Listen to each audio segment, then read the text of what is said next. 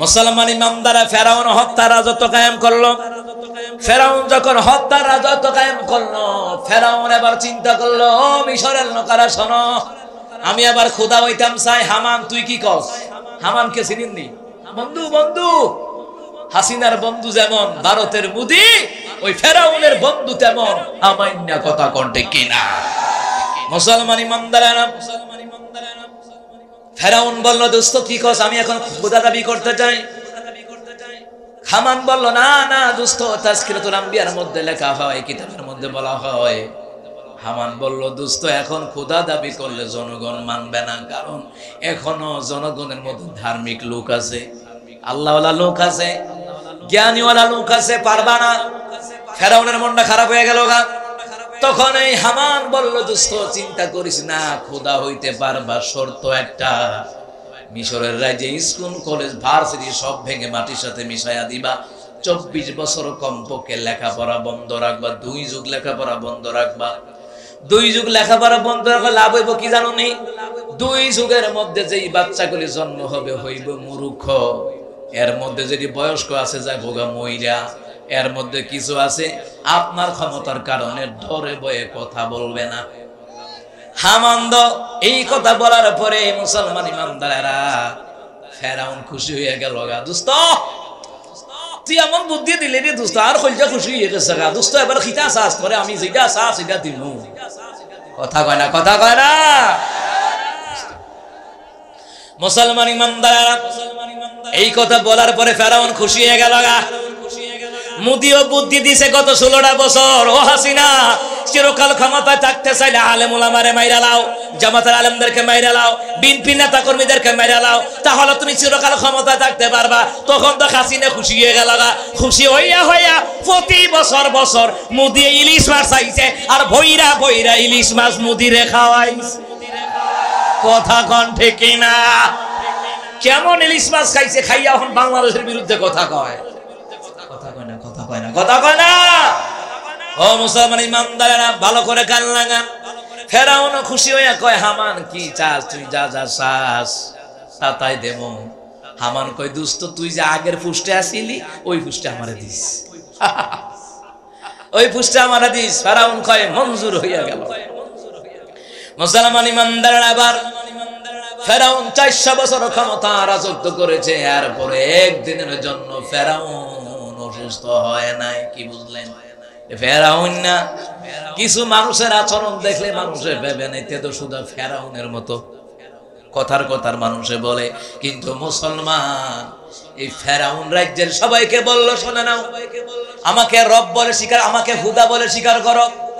সবাই বলল, হ্যাঁ ঠিক আছে, আপনি আমাদের খোদা, বিপদে আপদে আপনি আমাদেরকে সাহায্য করবেন, কোনো সমস্যা নেই, আপনি আমাদের খোদা। আল্লাহর কথা হইলো খোদাগিরি লইছ, খোদাগিরি তেল মজামু। তেল মজানোর ক্ষমতা কার? জোরে কয় না কার? আল্লাহু আলা কুল্লি শাইইন কাদির। আল্লাহ তাআলা সর্ববিষয়ে ক্ষমতার অধিকারী। সবাই বলল, আপনি আমাদের খোদা। যার যার বাড়িতে চলে গেল। আল্লাহ রাব্বুল আলামিন নীল নদকে হুকুম দিল, নীল নদের পানি শুকিয়ে যাও। নীল নদের পানি মুহূর্তের মধ্যে শুকায়া দিলেন কে? কারণ আল্লাহ যেটা কয় এটা হয়ে যায়। কথা কোন ঠিক কিনা? ইন্নামা আমরুহু ইযা আরাদা শাইআন আন ইয়াকুলা লাহু কুন ফায়াকুন।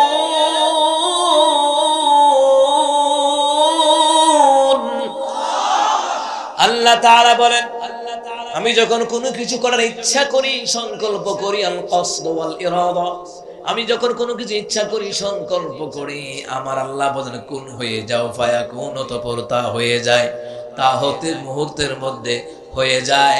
ঘন্টা খানেক সময় লাগে না, আধা ঘন্টাও লাগে না, মুহূর্তের মধ্যে তৈরি করে দেন কে? মুহূর্তের মধ্যে আল্লাহ তাআলা কোন ফায়াকুনের মাধ্যমে আল্লাহ তাআলা নীল নদীর পানি শুকায়া গেলেন। নীল নদের পানি শুকিয়ে দিলেন, আল্লাহ তাআলা শুকাইয়া দিলেন। এখন তো মিশরের রাজ্যে আর কেউ জমিনে পানি দিতে পারে না। এখন ওরা চিন্তা করে কিরে নীল নদীর পানি তো শেষ, এখন নীল নদীর পানি যে শুকাইয়া গেল গা, আমরা তো এখন জমিতে চাষ করতে পারছি না, প্রচন্ড রৌদ্রের তাপের কারণে জমির ফেটে চৌচির হয়ে যাচ্ছে, এখন কি করব? এদের মধ্যে কিছু লোক আছে ঘাড় তারা, এরা কই সমস্যা কি, আমগোর ক্ষুধা আছে না, ক্ষুধায় পানি দিব। ঠিক কি না কর, আমগোর ক্ষুধা আছে, চিন্তা কি, ক্ষুধায় কইছে সমস্যা হইলে সমস্যা দেখবো, ক্ষুধায় পানি দিব।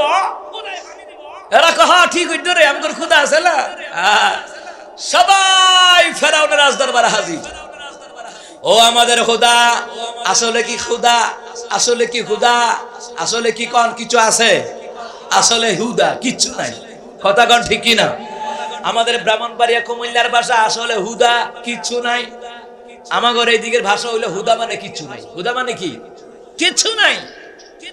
মুসলমান ইমানদার, এবার ফেরাউনের রাজদরবারে সবাই গেল, ও আমাদের খোদা কি, আমরা জমিনে পানি দেওয়ার মতন কোন, জমিনে পানি দেওয়ার মতন কোন পানি নাই, নীল নদী শুকাইয়া গেছে গা।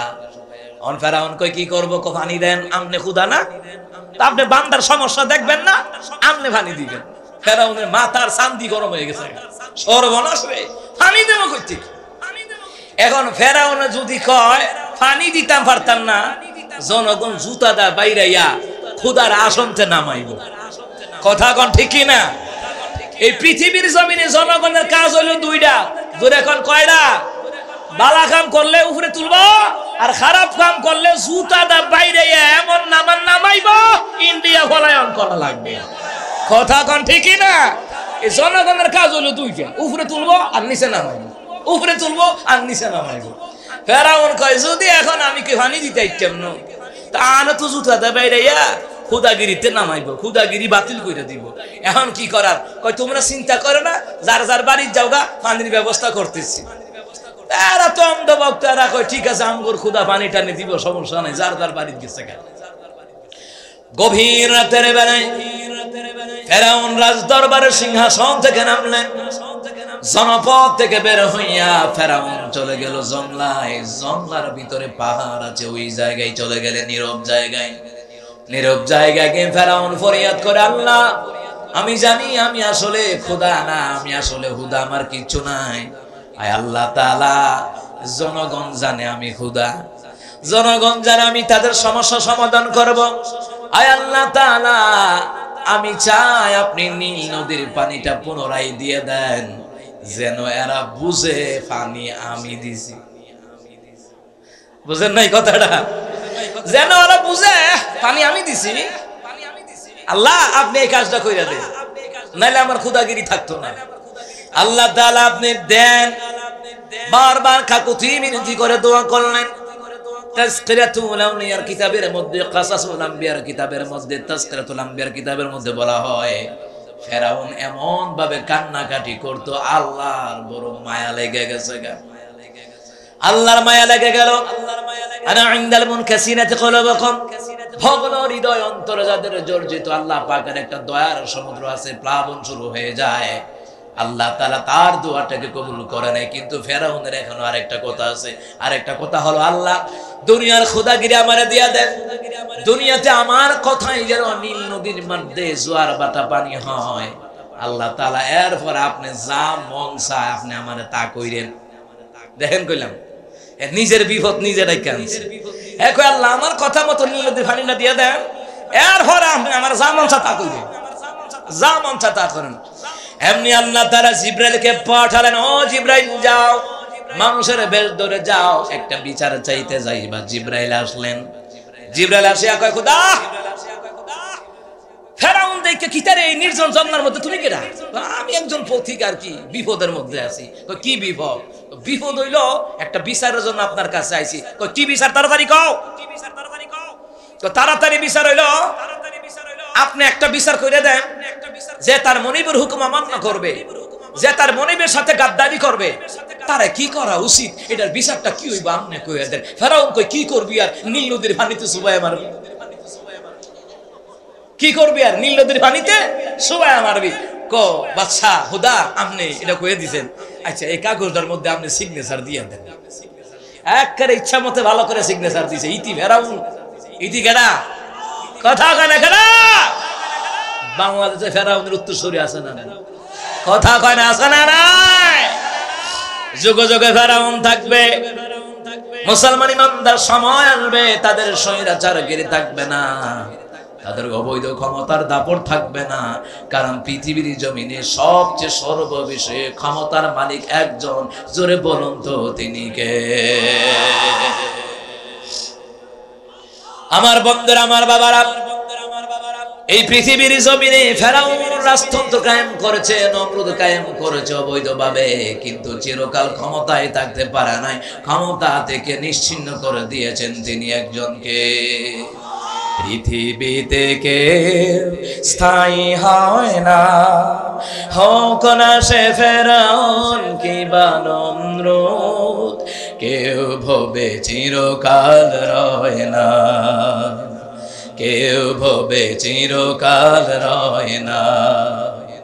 চলে যায় সব ছেড়ে যেতে হয়, মৃত্যু মানে না কোনো পরিচয়, ঠিক না? চলে যায় সব ছেড়ে যেতে হয়, মৃত্যু মানে না কোনো পরিচয়। সব রাজা মহারাজা আর মহাবীর, সব রাজা মহারাজা আর মহাবীর, কাউকে সে অবকাশ দেয় না। পৃথিবীতে কেউ স্থায়ী হয় না, হোক না সে ফেরাউন কিংবা নমরুদ, কেউ ভবে চিরকাল রয় না, কেউ ভবে চিরকাল রয় না, ঠিক কিনা বলেন?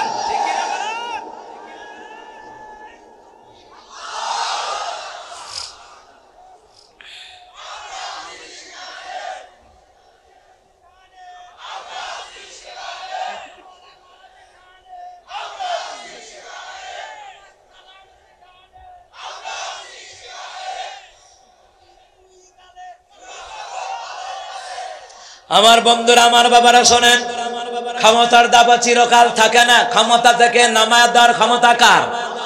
জোরে আওয়াজ দিয়ে বলেন কার? ডান পাশে বলেন কার? জোরে কয় না কার? ফেরাউন কি বললো? বলে দিল যে তার মনিবের হুকুম অমান্য করবে, যে মনিবের সাথে গাদ্দারি করবে, তাদের নীল নদীর মধ্যে কি করা উচিত? সুবায়া মারা উচিত। জিবরাইল কোন লেখা দেন, কিন্তু এটা যে জিবরাইল, ফেরাউন কিন্তু জানে না, কারণ মানব রূপে জিবরাইলকে পাঠিয়েছেন তিনি একজনকে। চলে গেলেন। এইদিকে ফেরাউন আসলো রাজদরবারে। আসার পরে রাজদরবার হাজার হাজার লোক ভিড় জমালো। বললো খোদা, আসলে তো আপনি আমাদের খোদা, পানি তো ঠিকই নীল নদীর মধ্যে আইছে, পানি আইছে। খুশি, সবাই খুশি। আসলে পানি দিয়েছেন কে? আল্লাহ কয় খুদাগিরি দেবো, তেল মজাবো। তেল মজাইবেন কে? খুদাগিরি চাইছ? ওর কথা হইছে আল্লাহ যা চাইছি দিয়া দেন, পরে আমার যা মন চা তা কইরেন। এ কিন্তু কয়ে রাখছে যা মন চা তা কইরেন, তো আল্লাহ তো রেডি আছে। কথা কন ঠিক কিনা? এই পৃথিবীর জমিনে বান্দা বান্দি যা কিছু করেছে, স্বৈরাচারীরা কি করেছে না না করেছে, জানেন কে? কোন কোন জানেন কে? আমার বন্ধুরা, আমার বাবারা, ওই ফেরাউনের রাজদরবারে মুসা কালিমুল্লাহ পর্যন্ত দাওয়াত নিয়ে যেত। মুসা কালিমুল্লাহকে দাওয়াত দিয়ে মুসা কালিমুল্লাহকে ফেরাউনের রাজদরবারে পাঠিয়েছেন কে? গিয়ে সতর্ক করালো, আল্লাহর ইবাদতের কথা বললো, শিরিক করবা না, কুফর করবা না, মানুষত্ব করবা না, আল্লাহর গোলামি করবা, আল্লাহরে ডাকবা। এই কথা বলার কারণে ফেরাউন ক্ষিপ্ত হয়ে গেল মুসা কালিমুল্লাহর বিরুদ্ধে, এমনকি মুসা কালিমুল্লাহরে পাগল বলে পর্যন্ত সম্বোধন করলো। তাফসীর ইবনে কাসিরের মধ্যে বলা হয়, ওই ফেরাউন বলল, তুমি তো আসলে একটা জাদুঘর, তুমি তো আসলে একটা পাগল, তুমি আসলে একটা উন্মাদ। আসলে বাংলাদেশের জমিনে আমরা দেখেছি যারা কোরআন হাদিস থেকে হক কথা কয়, তাদেরকে রাজাকার, মৌলবাদ, জঙ্গি পর্যন্ত ট্যাগ লাগায়া দেয়। কথা কোন ঠিক কিনা? এটা নতুন ইতিহাস নয়, এটা পুরান ইতিহাস। আমার রহমতের নবী যখন কোরআন দিয়ে দাওয়াতি কাজ করতেন, জাতিকে সতর্ক করাতেন, আমার রাসূলুল্লাহকে তারা পাগল বলেছে, জাদুঘর বলেছে, পণ্ডিত পর্যন্ত বলে বলে আমার রাসূলুল্লাহকে তারা অবজ্ঞা করেছে। কথা কোন ঠিক কিনা? আল্লাহ সুবহানাহু ওয়া তাআলা বলেন, আমি আমার রাসূলকে পাঠাইছি সতর্ক করাবার জন্য, মুসারে পাঠাইছি ফেরাউনকে তার দলবলকে সতর্ক করাবার জন্য। কারণ সতর্ক করাবার জন্য এই কোরআনটুকু নাজিল করেছেন কে? তাবারাকাল্লাযী নাযালাল ফুরকানা আলা আবদিহি লিয়াকুনা লিল আলামিনা নাযীরা। আল্লাহ তাআলা আপনার বরকতময় যিনি তাহার বান্দা মুহাম্মদুর রাসূলুল্লাহ সাল্লাল্লাহু আলাইহি সাল্লামের উপর ফুরকান তথা কোরআন নাজিল করলেন, যাতে করে গোটা বিশ্ববাসীকে সতর্ক করাইতে পারেন। এই জন্য কোরআনুল কারীমটাকে ফুরকান নামক গ্রন্থটাকে নাজিল করেছেন কে? কোরআনের বাণী যে খোদা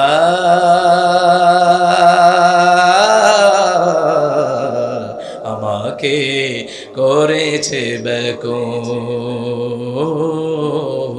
আমাকে করেছে ব্যাকুল, তাই তো এমন ওতরে ওঠে প্রাণ আমার হয় যে আকুল, আমাকে করেছে ব্যাকুল, আমাকে করেছে ব্যাকুল। আমিন কোন? আমার বন্ধুরা, আমার বাবারা, ওই ফেরাউন পর্যন্ত মুসার বিরুদ্ধে খেপে গেল, পাগল বলল, উন্মাদ বলল। মুসলমান ইমানদারেরা, ওই শুধু ফেরাউন নয়, আবু জাহাল বলেছিল, সাইবা উতবা ওয়ালিদ মুগীরাও বলেছিল, আমার রাসূলকে পাগল বলেছে, জাদুকর বলেছে, পণ্ডিত বলেছে। আজও আখিরি জামানার নবীর উম্মতরা যারা দিনের দাঁড়ি, তারাও তো সেই গালিগুলি শুনে, যদিও শব্দটা ভিন্ন। হক কথা বলার কারণে মৌলবাদ বলে, রাজাকার বলে, জঙ্গি বলে বলে অপবাদ দিয়েছে গত 16টা বছর। কথা কোন ঠিক না?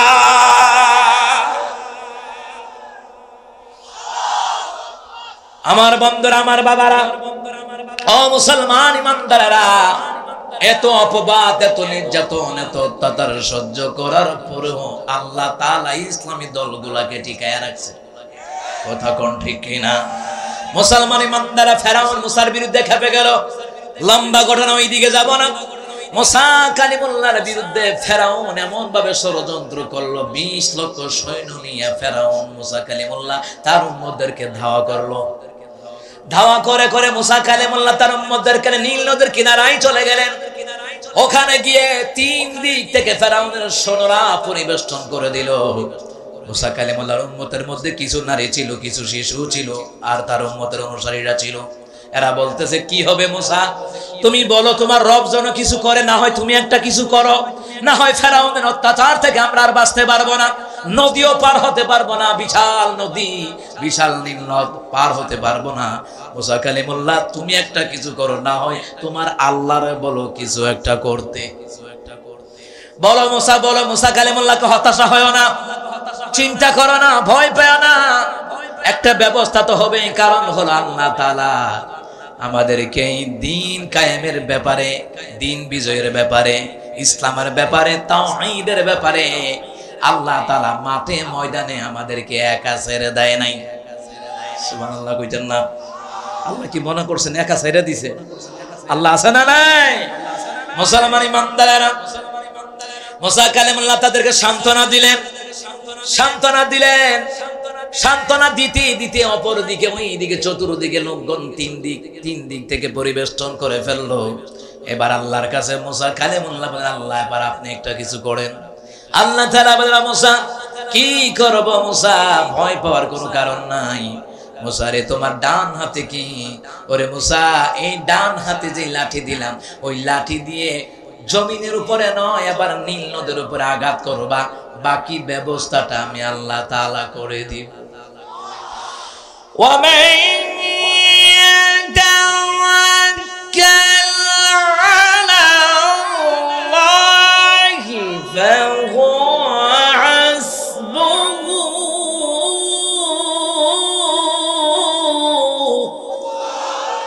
আল্লাহ তাআলা বলেন, যেই বান্দা তার যাবতীয় কাজ কর্মগুলি আল্লাহর উপর ন্যস্ত করে দেয়, আল্লাহর উপর তাওয়াক্কুল করে, আল্লাহ তাআলা তার কাজ কর্মগুলি কল্যাণময় করার জন্য, জোরে বলুন তো, যথেষ্ট কে?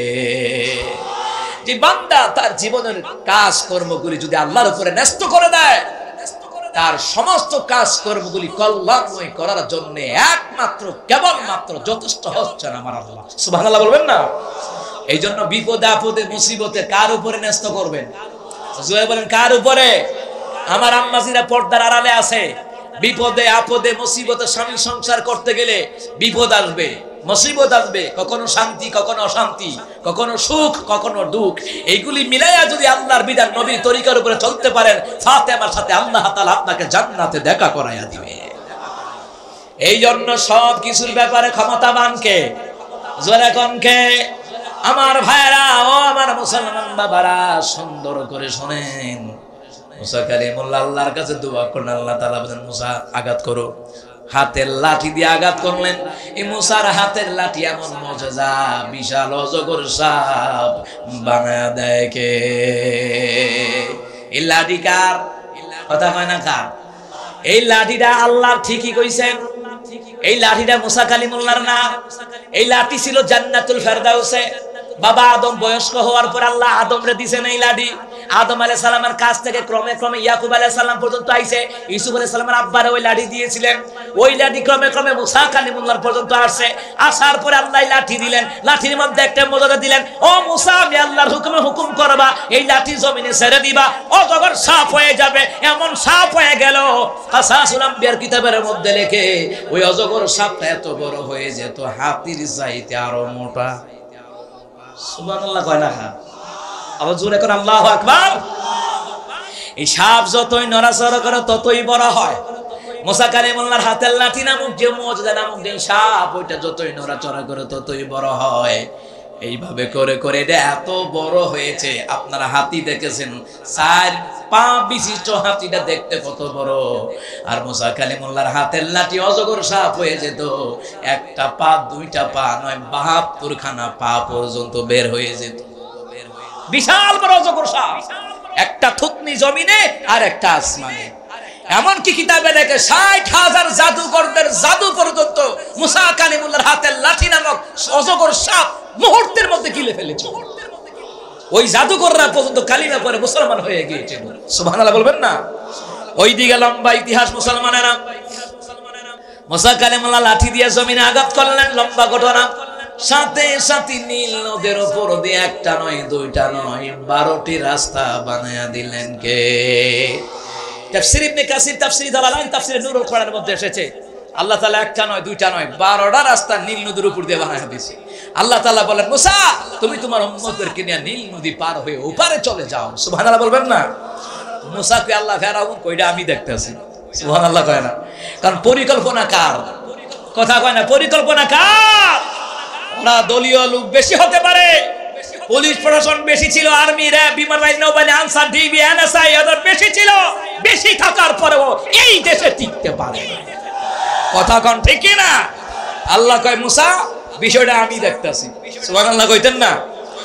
আমরাও তো হতাশা হয়ে গিয়েছিলাম, হায় রে, মাত্র 2024 কবে 41। কথা কোন ঠিক কি না? আমরাও হতাশা হয়ে গেলাম। আল্লাহ কয়, না, চিন্তা করিস না, আমি দেখবো বিষয়টা। আল্লাহ তাআলা আমাদের চাইতেও পরিকল্পনাকারী, এবং যারা শত্রুতামি করে, পরিকল্পনা করে, ইসলাম শেষ করে দিবে, আলেমদের শেষ করে দিবে, ইসলামী দলের নেতা কর্মীদেরকে শেষ করে দিবে, কিন্তু না, আল্লাহ তাদের চাইতে আমাদের চাইতে বড় পরিকল্পনাকারী। আল্লাহ কই, চিন্তা করিস না, তোরা মনে করিস না 41 যাইব, 41 সালের জাতাটা আমি আল্লাহ 24 সালে দিয়া দিচ্ছি। কথা কোন ঠিক কিনা? আল্লাহ পারেনি? এখানে যত লোক আছে বইনা দেখেন, এত যত লোক আছে জিগায় দেখেন, ওরাও চিন্তা করছে 41 সালের আগে ওরা আর নামবে না। কথা কোন ঠিক কিনা? আল্লাহ কো, তোমরা কোনো চিন্তা কইরো না, 41 সালের জাতা দিয়ে আমি সেফা সুটকি বানাবো, 24 সালে রেডি। কথা কোন ঠিক কিনা? মুসলমান ইমানদার আল্লাহ কয়, ও মুসা, চিন্তা করো না, ফেরাউনের বিষয়টা আমি দেখতেছি। রাস্তা না বানাইছি, এ না শুরু। সুবহানাল্লাহ কয় না? মুসলমান ইমানদারেরা, আল্লাহর শুরু আছে, জোরে বলুন তো শেষ আছে? কথা কন না কেন? এই সেই পিরামিড দাঁড়িয়ে আকাশের দিকে মাথা বাড়িয়ে ডেকে ডেকে বলে যায় দিন রাত, ডেকে ডেকে বলে যাবে দিন রাত, কেউ যেন ফেরাউন হয় না, পৃথিবীতে কেউ স্থায়ী হয় না, হোক না সে ফেরাউন কিংবা নমরুদ, কেউ ভবে চিরকাল রয় না। ঠিক কিনা বলেন? মুসা কালিমুল্লাহ তার নমরুদকে ওপারে পার হয়ে গেলেন। এইদিকে ফেরাউন সবাই নদীর কাছে আসলো। কি রে মুসা পার হইল কেমনে? এর কিছু লোক কয় পার হইব কেমনে? দেখেন না রাস্তা, এই যে রাস্তা দেখেন, ওমা ছায়া দে 1 2 3 4 এভাবে কন্যা দেখে 12টা রাস্তা। কি রে বিশাল রাস্তা।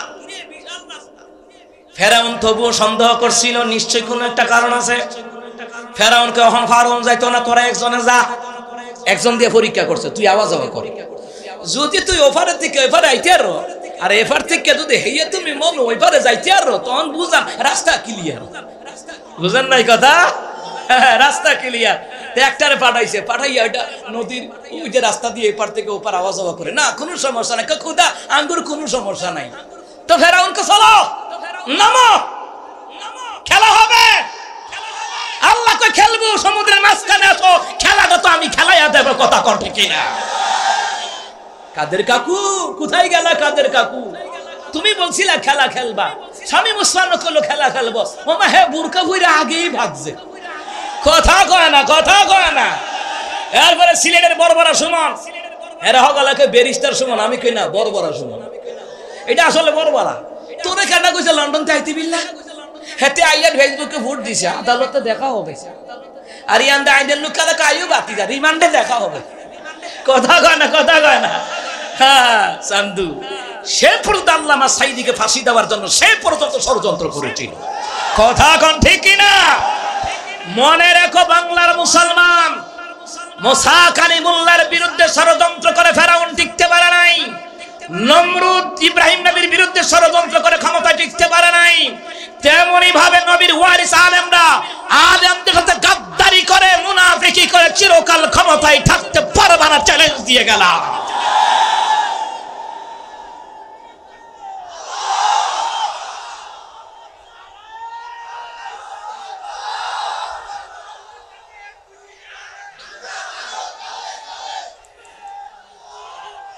আমার বন্ধুরা, আমার বাবারা শোনেন, মুসলমান ইমানদারেরা, নবীদের বিরুদ্ধে কি অবস্থান নিয়ে কেউ ক্ষমতায় চিরকাল থাকতে পারে নাই। নবীর ওয়ারিস হইল উলামায়ে কেরাম। কথা কন না কেন? আন্নাল উলামা ওয়ারাসাতুল আম্বিয়া। আবার হাদিসে আরেকটা রওয়ায়াত, ইন্নাল উলামা ওয়ারাসাতুল আম্বিয়া, নিশ্চয় আলেমগণ হচ্ছেন নবীদের ওয়ারিস। নবীদেরকে অপমান করা মানে হলো, আলেমদেরকে অপমান করা মানে হলো নবীদেরকে অপমান করা। কথা কোন ঠিক কিনা? এই জন্য মুসলমান ইমানদারেরা নীল নদীর মাঝামাঝি গেছে ফেরাউন তার দলবল নিয়া। এও একটা রাস্তা ব্যবহার করছে না। এরা চিন্তা করছে, হেইয়া মোর বাবার বানানো রাস্তা পাইছি, একটা ব্যবহার করব না, ওগুলি ব্যবহার করব। ওরা 12টা রাস্তা দখল করে নিয়েছে। 12টা রাস্তা দখল করে সামনের দিকে যায় তো যায় যায় যায়, মাঝখানে যাওয়ার পরে আল্লাহ তাআলা সুন্দর করে ইন্নামা আমরুহু ইযা আরাদা শাইআন আইয়াকুলা লাহু কুন ফায়াকুন বলে আল্লাহ তাআলা এই পানির প্রাচীরকে একসাথে মিলায়া দিলেন। কে? কথা কয় না কে? এমন ভাবে ঢেউয়ের চাপে ফেরাউনের দলবল সেফা সুটকি হয়ে গেল গা। আর ফেরাউন সুবানি খায়া উড়ে, সুবানি খায়া উড়ে আর কয় আমি ঈমান আনলাম ওই নবীর প্রতি, যেই নবীর প্রতি বনে ইসরায়েলের ঈমান আনছে, আমি ঈমান আনলাম ওই আল্লাহর প্রতি, যে আল্লাহর প্রতি বনে ইসরায়েলেরা ঈমান আনছে। ঘুরাইয়া কয় তো, ডাইরেক্ট কয় না। বুঝেন না? সুবানি তো খায় খায়, এরপর ঘুরাইয়া কয়, ঘুরাইয়া কয় যে মুসা আমি ঈমান আনলাম ওই রবের প্রতি, মুসা কালিমুল্লাহ এবং তার বনি ইসরায়েলেরা যেই রবের প্রতি ঈমান আনছে তার প্রতি ঈমান আনলাম। আল্লাহ কয় আল্লাহ এতক্ষণ জাতা খাইয়া, কথা কয় না কি খাইয়া? সুবানি খাইয়া এতক্ষণে। সুবানি খায় আর ওড়ে, সুবানি খায় আর ওড়ে। জিব্রাইল আইছে, জিব্রাইল আসিয়া কোনটা ও দস্তখত লই আইছে। জিব্রাইল আইয়া কিতাব আইছে, সুবানি খাও খা। সুবানি খাই মরবা। কারণ তোমার লিখিত এই যে তার মনিবের সাথে গাদ্দারি করবে, যে তার মনিবের হুকুম অমান্য করবে, তুমি কইছো তার নীল নদীর পানিতে সুবায়া মারা উচিত। তুমি তোমার মনিবের সাথে গাদ্দারি করেছো, তুমি তোমার রবের হুকুম অমান্য করেছো, তাই রব তোমাকে পানির মধ্যে, নীল নদীর পানির মধ্যে সুবানি খাওয়ায় বিদায় করে দিতে। আমার বন্ধুরা, আমার বাবারা, এই জন্য ক্ষমতা চিরকাল থাকে না। এই ক্ষমতা থেকে নামা দেওয়ার ক্ষমতা কার? এই জন্য সমস্ত দল দেখা শেষ, আগামীতে ইসলামের বাংলাদেশ। ইসলামী দলগুলি ঐক্যবদ্ধ না হতে পারলে ভবিষ্যতে আরো ঝামেলা আসা না নাই। কারণ হচ্ছে birds of the same feather flock together, চুরে চুরে মাস্ততো ভাই, আমরা এই কথা ভুলে যাই নাই। কথা কোন ঠিক কি না? কারণ হলো এখন ইসলামী দলগুলি আমাদের ঐক্য হওয়ার দরকার। সমস্ত দল ঐক্যবদ্ধ হয়ে দেশ রক্ষায়, ইসলাম রক্ষায়, একামত দ্বীনের রক্ষায়, দাওয়াতি তাবলীগ কাজের রক্ষায় আমাদেরকে ঐক্য হওয়া লাগবে। দ্বীন কায়েমের ব্যাপারে, দেশ রক্ষার ব্যাপারে ঐক্যের কোনো বিকল্প নাই। কথা কোন ঠিক কি না? আমার বন্ধুরা, আমার বাবারা, এই জন্য আমি বলেছিলাম, কারণ হলো সমস্ত বিষয়ে ক্ষমতা যার, আইন চলবে। কিন্তু যে কোনো দল ক্ষমতায় আসার আগে কয় মদিনা সনদে রাষ্ট্র চালাবো। ওরে বাবা, ক্ষমতায় যাওয়ার পরে আবু জাহিলের সনদে রাষ্ট্র চালায়। কিন্তু আমার আগে হুজুর গুলো আর কি করে, আমার আগে মাথায় পট্টি বাঁধে, তসবি ভরে, উমরা করতে যায় মমতাজের মতন সিয়াসি তাহাদিস মুস্তফির কথা কয় না। আর তসবি ভরে সুবহানাল্লাহ সুবহানাল্লাহ, হুজুর মাইরা থাকুন, হুজুর মাইরালাম, হুজুর মাইরালাম, সুবহানাল্লাহ সুবহানাল্লাহ, জামাতের মারাম, জামাতের মারাম, সুবহানাল্লাহ সুবহানাল্লাহ, বিএনপিরে মারাম, বিএনপিরে মারাম, সুবহানাল্লাহ সুবহানাল্লাহ সুবহানাল্লাহ, ফাঁসিতে নিয়ে, ফাঁসিতে নিয়ে। ও পাট ফাররে, মুখে একটা, অন্তরে আরেকটা। ওরা যদি সত্যিকারী অর্থে মদিনা সনদে রাষ্ট্র চালাইতো, তাহলে জেনে রাখবেন কোন আলেম বিনা কারণে জেলখানায় এত বছর থাকতো না। ওরা যদি সত্যিকারী অর্থে মদিনা সনদে রাষ্ট্র চালাইতো, ভারতের কথায় আল্লামা সাইদিকে ওরা খুন করতো না। উনি অসুস্থ হয়ে মারা যায় নাই, পয়জনিং দিয়ে মারা হয়েছে। এটা গোটা বিশ্বের মুসলমানেরা, হিন্দুরাও জানে, খ্রিস্টানরাও জানে।